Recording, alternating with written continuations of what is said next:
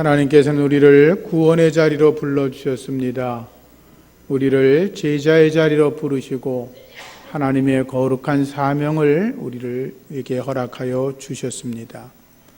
하나님은 저와 여러분들을 왕같은 제사장으로 삼아주셨고 충성된 종으로 불러주셨습니다. 그리고 하나님의 선한 청지기로, 칭찬받는 청지기로 일하라고 말씀하시고, 하나님은 또 우리에게 시간의 청지기, 몸의 청지기, 재물의 청지기, 생활의 청지기로 불러주셨습니다. 하나님 앞에서 언제나 선한 청지기가 되셔서 하나님의 뜻을 잘 이루어 드리시기를 주의 이름으로 축복합니다.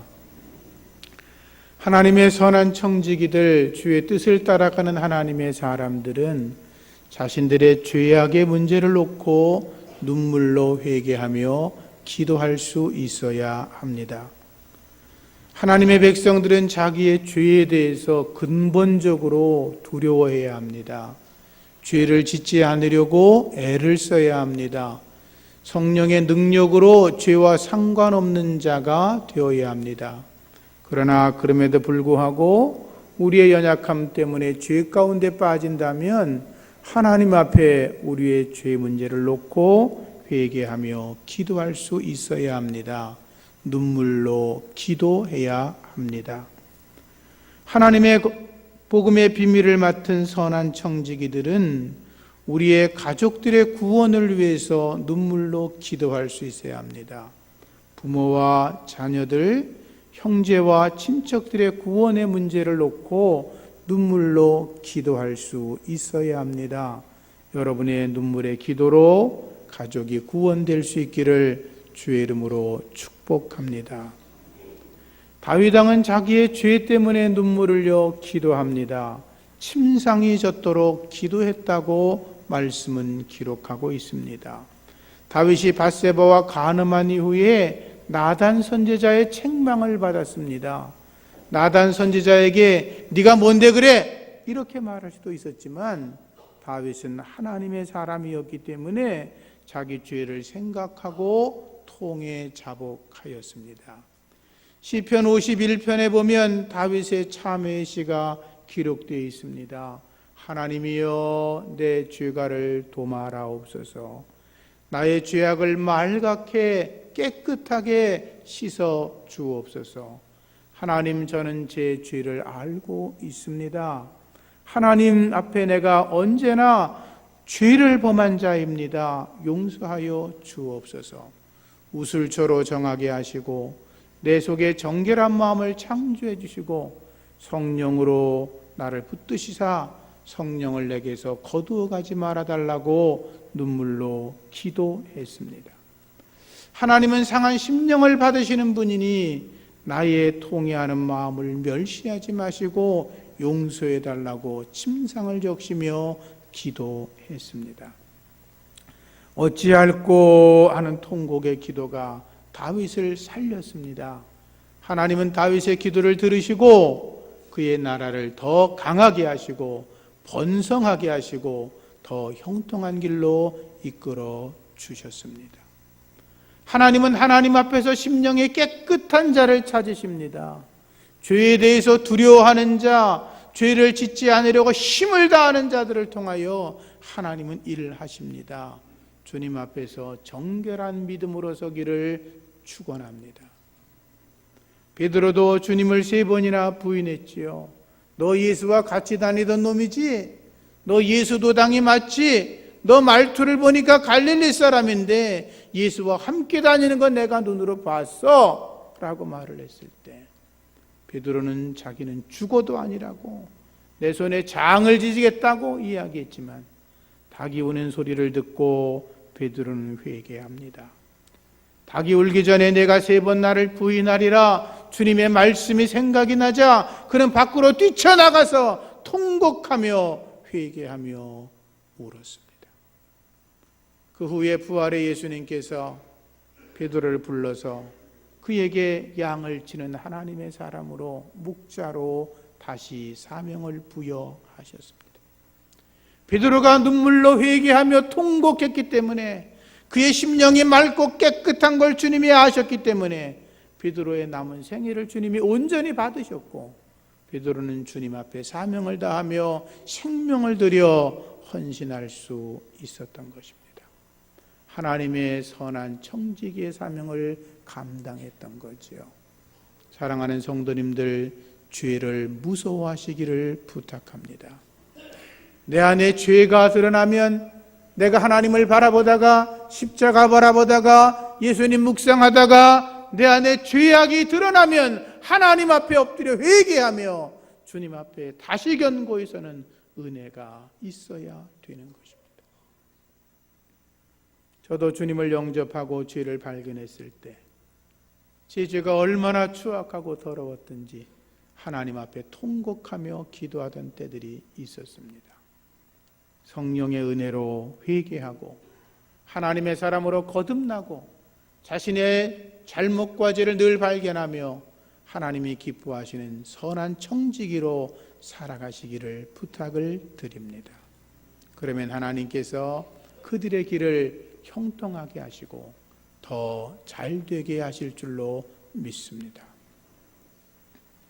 하나님의 선한 청지기들은 나라와 민족을 위해서도 눈물 뿌려 기도할 수 있어야 합니다. 예레미야 선지자는 이스라엘의 민족의 죄악과 멸망을 바라보면서 눈물로 기도했습니다. 그래서 그를 눈물의 선지자라고 부릅니다. 나라가 멸망하는 것도 가슴이 아팠지만 이스라엘 백성들이 하나님을 떠나 살아 죄악 가운데 거하는 것이 더 가슴이 아팠습니다. 나라가 멸망한 이유가 무엇이냐? 이스라엘 백성들이 하나님을 떠났기 때문이었다고 하는 것입니다. 죄악 가운데 머물러 있던 백성들을 보고 예레미야는 눈물 뿌려 기도했던 거죠. 하박국 선지자도 이스라엘의 회복과 부흥을 위해 기도합니다. 여호와여, 주는 주의 일을 수년 내에 부흥케 하여 주옵소서. 이 말은 무슨 말이냐면 이스라엘 백성들이 회개하고 하나님의 거룩한 성령의 은혜로 회복된 심정으로 하나님을 바르게 보게 해달라고 기도하는 것입니다. 우리도 하나님을 바르게 인식해야 합니다. 하나님 앞에서 그분과 함께 날마다 살아가면서 하나님 앞에 부끄러움이 없어야 합니다. 하박국 선지자가 기도합니다. 물이 바다를 덮음같이 여호와의 영광을 인정하는 것이 온 땅에 가득하기를 원합니다. 우리가 하나님을 인정하는 마음이 커져야 합니다. 하나님이 전부이십니다. 하나님이 모든 것이십니다. 하나님이 하시는 건 다 옳습니다 라고 고백하며 그분 앞에 엎드려 하나님의 뜻을 이루어 가야 될 줄로 믿습니다. 예수님도 예루살렘의 멸망을 보고 통곡하셨습니다. 예루살렘아, 예루살렘아, 선지자들을 죽이고 내게 파송된 자들을 돌로 치던 자들아, 가슴 아파하셨습니다. 예루살렘이 앞으로 멸망될 것을 주님은 바라보고 계셨습니다. 말씀하시기를 내가 너희들을 품기를 암탉이 제 새끼들을 품듯이 얼마나 내가 너희를 품으려고 애를 쓰느냐. 그런데 너희는 원치 아니하고 여전히 죄악 가운데 있었다고 말하며 통곡하셨습니다. 우리나라의 작금의 현실도 얼마나 가슴 아픕니까? 무엇이 옳고 그른지 우리는 알고 있으면서도 이 나라와 이 땅이 정말로 하나님의 거룩한 통치 가운데 들어갈 수 있도록 우리가 기도해야 될 줄로 믿습니다.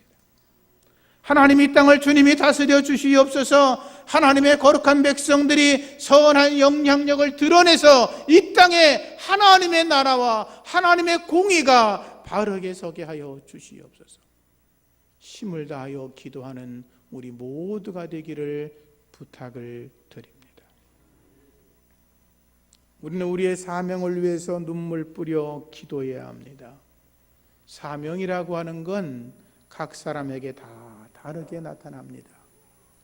교회 안에서 해야 되는 사명도 있고 교회 밖에서 내 삶의 언저리 속에서 해야 되는 사명들이 있습니다. 여러분이 받은 사명 위해서 눈물로 기도하며 주의 이름으로 승리할 수 있기를 부탁합니다. 숙명여자대학교 총장이었던 이경숙 박사라는 분이 계십니다.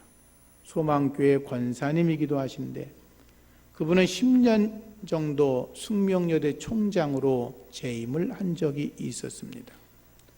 1994년에 총장으로 취임을 했는데 주변 사람들이 축하한다라고 인사해야 되는데 주변 사람들이 아이고 불쌍해서 어떻게 이렇게 인사를 했다고 합니다. 그 이유는 당시 숙명여대가 말할 수 없을 정도로 위기에 있었다고 합니다. 숙명여대 땅은 본래 고종황제가 하사한 땅인데 해방 이후에 토지 정리를 해놓지 않아서 국유지로 분류가 돼서 해마다 몇 억씩 세금을 내야 됐고 그분이 총장으로 취임할 때는 그것이 누적이 돼가지고 해결할 방도가 없었다고 그럽니다. 제일 시급한 문제가 땅 문제를 해결하는 것인데 총장으로 취임한 뒤에 여러 관계되는 부서를 찾아다니고 공무원을 만나고 담당자들을 만났지만 전혀 문제가 풀리지 않았다고 그럽니다. 더 이상 어떻게 할 수가 없었습니다. 몸도 이제는 지쳐 있었고 마음도 지치고 뭐 방법이 없으니까 이경숙 총장이 갈 수 있는 곳은 딱 하나였습니다. 기도실에 들어가 눈물로 기도했습니다. 눈물로 기도하는 중에 하나님의 세미한 음성이 들렸다고 합니다. 수고하고 무거운 짐진 자들아 다 내게로 오라. 내가 너를 쉬게 하리라. 하나님이 자신을 쉬게 한다고 하니까 그 마음이 얼마나 감사했겠어요. 그래서 다시 더 하나님 앞에 집중하고 있는데 하나님이 이렇게 말씀하십니다. 네가 언제나 나에게 일할 기회를 줬냐? 너 지금까지 열심히 애를 쓰고 땀을 흘리고 몸이 부서지도록 네가 일을 했지만 네가 일을 했지 네가 할 일을 나한테 맡긴 적이 있냐? 너 혼자 뛰어다니고 너 혼자 일을 다 했지 나한테 내가 맡긴 적이 있냐? 이렇게 하나님이 말씀하셨다는 것입니다. 그때 이 총장은 일의 순서가 뒤바뀐 것을 깨닫게 되었고 하나님 앞에 회개하면서 기도합니다. 하나님, 저는 능력도 없습니다. 체력도 다 됐습니다. 저는 이 일에 대해서 포기하겠습니다. 보잘것없지만 제 자신을 하나님 앞에 산 제물로 드리겠습니다. 이제 하나님께서 숙명여대 주인이 되어주시고 이 일을 해결해 달라고 기도하기 시작했습니다. 그런데 놀라운 일이 일어났습니다. 기도를 시작하는 중에 하나님께서 어려운 문제들을 해결하게 하셨습니다. 공무원들의 태도가 달라지고 친절하게 대해주고 문제가 있는 것들을 그들이 스스로 해결해 주면서 그해 말에 모든 어려운 문제가 다 해결되었다고 그럽니다. 그러자 이경숙 총장은 숙명여대가 기독교 대학이 아님에도 불구하고 여호수아 1장 9절 말씀을 정문에다 새겨놓았다 그럽니다.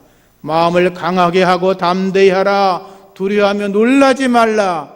내가 어디로 가든지 네 하나님 여호와가 너와 함께 하느니라.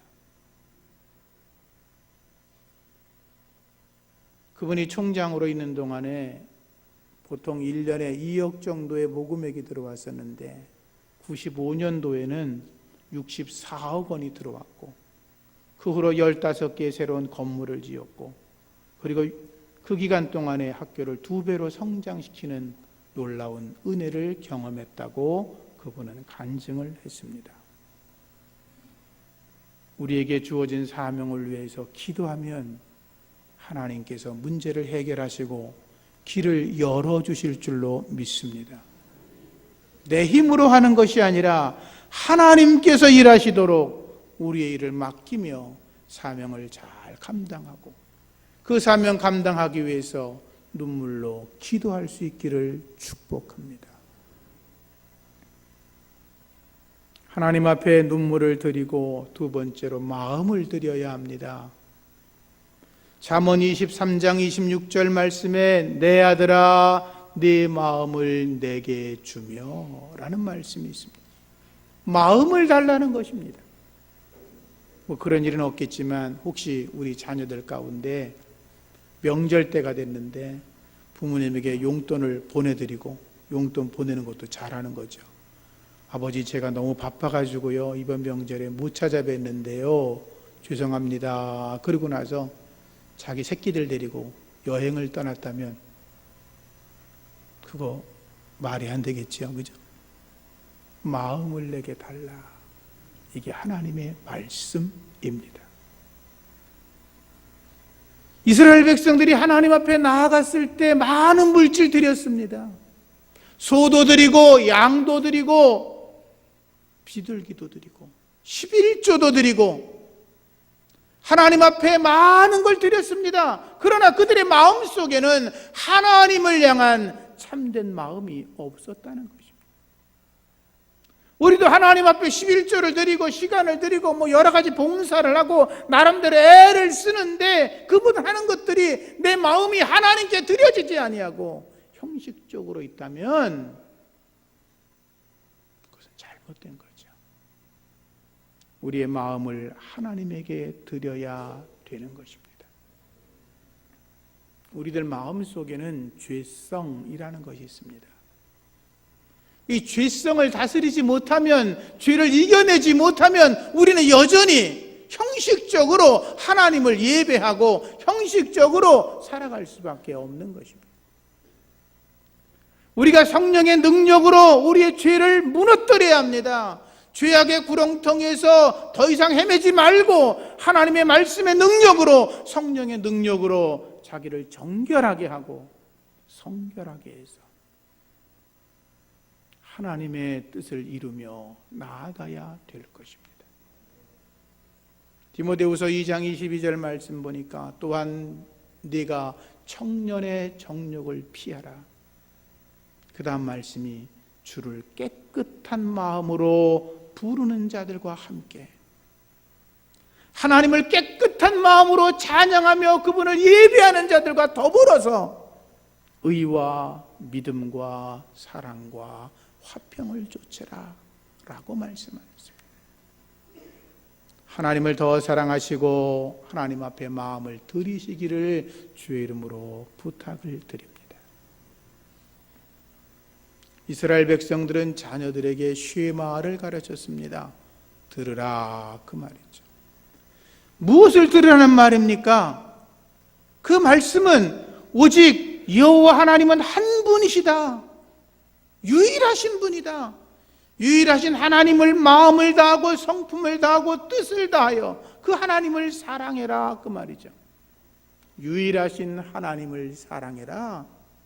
그것이 바로 쉐마입니다. 하나님을 사랑하는데 너희가 어떻게 사랑하냐? 하나님 말씀을 마음판에 새겨라. 자녀들에게 가르치는데 집에 앉아있든지 길을 걸어가든지 누워있을 때든지 일어날 때든지 아이들에게 부지런히 여호와 하나님은 유일하신 분인데 마음을 다하고 성품을 다하고 힘을 다해서 사랑하라고 가르치라는 것입니다. 그리고 내 손목에 말씀을 메어놓고 이마에도 붙여놓고 내 집 문설주와 바깥 문에도 붙여놓아서 하나님은 유일하신 하나님이십니다. 마음을 다하고 성품을 다하고 힘을 다하여 하나님을 사랑합니다. 고백하게 하라는 거죠. 우리의 자녀들에게 이 말씀을 가르쳐야 될 줄로 믿습니다. 제가 설교 때 가끔 하는 예화가 있습니다. 어느 그리스도인이 이 혀에 암이 생겼습니다. 잘라내지 않으면 살 수가 없었습니다. 의사가 환자에게 말합니다. 이제 수술에 들어갈 겁니다. 이제 혀를 잘라버리면 더 이상 말을 할 수가 없으니 마지막 하고 싶은 말이 있으면 하십시오 라고 이야기했어요. 그 정도 되면 원망할 수 있지요. 하나님, 내가 수십 년 하나님 섬겼는데 저한테 고작 한다는 게 혀에 암을 주는 겁니까? 다른 데도 암을 생길 수 있는데 하필이면 왜 혀입니까? 왜 말을 못하게 합니까? 왜 찬양을 못하게 합니까? 왜 하나님 나만 갖고 그럽니까? 그럴 수 있죠. 그분이 한참 하나님을 묵상하다가 이렇게 고백했습니다. 나의 주님이시여, 당신을 더 사랑합니다. 그분의 거룩한 신앙의 고백이 우리들의 찬송 315장에 담겨 있습니다. 내 주 되신 주를 참 사랑하고 곧 그에게 죄를 다 고합니다. 큰 은혜를 주신 예수님 이전보다 더 사랑합니다. 사랑하는 성도님들, 무슨 일을 만나든지 주님을 더 사랑할 수 있기를 축복합니다. 마지막으로 하나님의 청지기, 몸의 청지기는 자신을 드려야 합니다. 오늘 말씀에 너희 몸을 하나님이 기뻐하시는 거룩한 산 제물로 드려라. 이는 너희에 드릴 영적 예배라고 말씀하셨죠. 지난주도 말씀했지만 여기 몸이라고 하는 건 영과 혼과 육체를 다 포함한 것을 의미하는 것입니다. 너희들의 영적인 삶, 정신적인 삶, 육체적인 삶 전체를 하나님 앞에 드려라 라고 말씀하고 있는 것입니다. 기쁜 마음으로, 자원하는 마음으로 우리 자신을 주님께 드려야 될 것입니다. 다윗 왕은 고백하기를 내 입의 말과 내 마음의 묵상이 주께 연락되기를 원합니다 라고 고백을 하죠. 내가 말하는 것도, 마음속으로 묵상하는 것도, 내가 행동하는 조그만 한 가지도 하나님이 다 연락하실 줄로 믿습니다. 하나님이 기억하십니다. 그리고 갚으십니다. 주 앞에 선하게 나아가면 하나님께서 우리를 형통하게 하시고 번성케 하실 줄로 믿습니다. 하나님 앞에 드리는 우리의 삶, 헌신이라 그러죠. 그 헌신은 과한 것이 없습니다. 하나님은 우리 이 땅에 살아가는 데 필요한 모든 것을 우리에게 공급해 주셨습니다. 그것도 부족하셔서 하나님은 우리에게 예수 그리스도를 이 땅에 보내주셨습니다. 예수님을 이 땅에 보낸 것도 부족하셔서 예수님을 십자가에 달아 죽게 만드셨습니다. 그것도 부족하셔서 십자가의 은혜를 깨닫게 하려고 성령님을 우리에게 보내주셨습니다. 하나님의 사랑이 그토록 클진데 우리가 그분에게 나의 생명을 드린들 무엇이 크다 말할 수 있겠습니까? 언제나 우리의 자신을 주 앞에 드리는 몸의 청직이 되시기를 축원합니다. 예수님을 그토록 사랑했던 마리아, 그녀는 아시는 것처럼 결혼하려고 준비했던 향유 옥합을 깨뜨렸습니다. 가룟 유다는 그것을 보고 막 잘못된 거라고 소리쳐 외쳤지만 예수님은 그녀의 사랑의 헌신을 칭찬하시면서 묵묵히 바라보고 계셨습니다. 주님을 그토록 사랑했던 사도 바울은 자기의 목이 잘려 들판에 피가 낭자하게 퍼질 때까지 주님 앞에 충성과 헌신을 다했습니다. 사도행전 20장 23절 이하 보면 이렇게 말씀이 기록되어 있습니다. 오직 성령이 각 성에서 내게 증거하여 결박과 환난이 나를 기다린다 하시나 나의 달려갈 길과 주 예수께 받은 사명 곧 하나님의 은혜의 복음 증거하는 일을 마치려 하면은 내 생명을 조금도 귀한 것으로 여기지 아니하노라. 바울은 자기가 예루살렘에 들어가면 결박당할 거 알았습니다. 고통을 당할 거 알았습니다. 환난이 기다리는 걸 알고 있었습니다. 성령님이 가르쳐 주었습니다. 많은 사람들이 바울에게 너 예루살렘 성에 가면 안 돼. 거기 가면 사람들이 너를 붙잡을 거야. 감옥에 들어갈 거야. 고난당할 거야. 환난당하니 가지 말라고 이야기했죠. 이미 알았으니까 예루살렘에 안 가면 그만이었습니다. 그런데 바울은 그 모든 사실을 알고 예루살렘으로 들어갑니다. 고난과 환난을 당했습니다. 왜? 하나님께 받은 사명이 더 귀했기 때문인 것입니다. 사명을 감당하는 하나님의 사람 되기를 축복합니다. 6.25 사변 때 봉산교회의 장로님 7분 중에 4분이 순교를 당했다 그럽니다. 황해도에 있는 교회였죠. 근데 그 중에 강덕기라는 장로님이 계셨는데 그분은 인민군들에 의해서 나무에 묶였습니다. 예수를 부인하지 않으니까 눈알이 뽑혔습니다. 얼마나 고통스러웠겠어요. 근데 그 몸으로 뭐 딱히 할 게 없으니까 하나님의 교회 성전에 들어와서 엎드려 눈물로 기도합니다. 이렇게 고백했다 그럽니다. 두 눈을 가지고 있을 때는 하나님의 나라를 볼 수 없더니 두 눈이 빠지니 하늘나라를 볼 수 있구나 라고 찬송하며 기도하셨다고 그럽니다. 근데 육군이 쳐들어오면서 이제 인민군이 도망갈 때 그 강덕기 장로님을 다시 붙잡아다가 그의 이빨과 턱뼈를 부서뜨리고 그를 죽였습니다. 순교하신 거죠. 그런데 군인이 들어오면서 미처 도망가지 못하는 공산당 두목, 인민군 두목을 붙잡아 가지고 동네 청년들이 나무에 붙들어 놓았습니다. 강 장로님이 매달렸던 그 나무에 붙잡아 놓고 아들에게 말합니다. 네 마음대로 해. 네 아버지를 죽인 저놈을 내가 죽여도 좋아. 눈을 뽑아버려도 좋고 개머리판으로 여의가 날아갔는데 너도 그렇게 해도 좋아. 근데 그 아들이 이렇게 말했답니다. 내 아버지의 거룩한 순교를 내가 헛되게 할 수 없다. 내 아버지를 죽인 놈들이 원수임이 틀림없지만 내가 말씀대로 사랑하기를 원한다 라고 말하면서 그 자리를 떠났다고 그럽니다. 사랑하는 성도님들, 남은 생에 살아가면서 구차하게 살지 맙시다. 부끄럽게 살지 맙시다. 하나님 앞에서 온전히 서고 하나님 앞에 나 자신을 드려가면서 그분의 뜻을 이루어가는 하나님의 선한 청지기가 되기를 중심으로 부탁을 드립니다. 말씀을 정리합니다. 하나님 앞에 눈물 뿌릴 수 있어야 합니다. 나의 죄 때문에, 나의 가족들 때문에 눈물 뿌릴 수 있어야 합니다. 나라와 민족을 위해 눈물 뿌려 기도할 수 있어야 합니다.